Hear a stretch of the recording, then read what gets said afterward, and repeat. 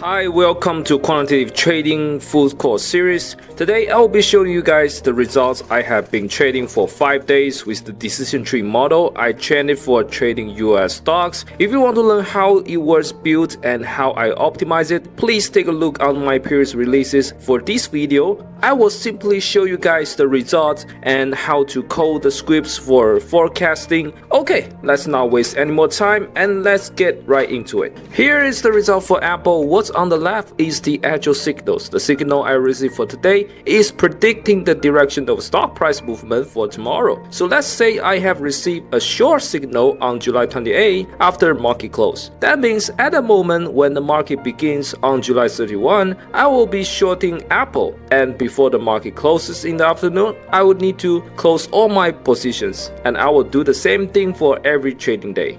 You can see all my signals throughout the week were all shorts, so it was pretty accurate for Apple last week. Let's see AMD. You can see on July 28 it gives a short signal, so I shorted it on the 31. Then it gives me a long signal for August 1st, which helped me make some gains. The signal I received for August 2nd was short, which was also correct, and I made another big gain when the market went down. But the signals for August 3rd and August 4th were not right, but it was okay for me. I also made big gains for Hyatt Hotels Corporation because all signals for this stock was correct. For Johnson & Johnson, you can see I made money for the first 2 days. Signals for the last 3 days were shorts. They were also right. I was so surprised to see that.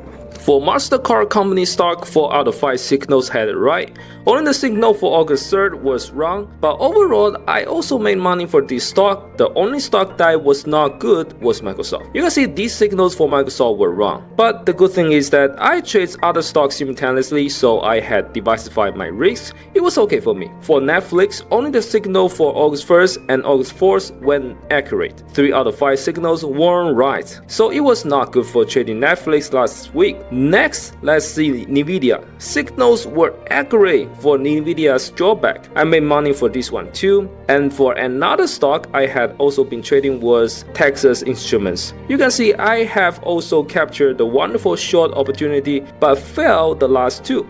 But again also outweighs the loss, so it was okay. And overall, I made money, guys. I think I will keep using this way for my daily trading. Before showing you guys the code for forecast, I have a disclaimer needed to be put in front of it.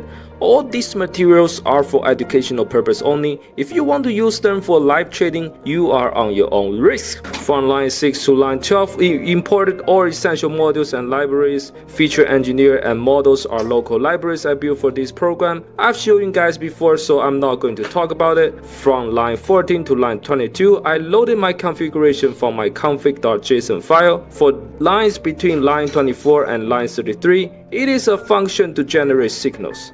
If the prediction is negative, then it is short. If prediction is positive, then it is long. And finally, for line 35 to line 46, I made a loop to load the data from the directory, and I cleaned it with the preprocess function and generate features with TradeFE function. It is almost the same function with the feature engineer function for training. You just don't need to shift one row down for trading.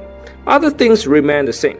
You just need to load the best model from your optimization folder and make the prediction with the model.predict function. And that's all about it. I hope you guys like the content I shared today. I greatly appreciate for watching. Please let me know what you think about it and perhaps share how you did it with your own test from the comment below. I will see you on the next one.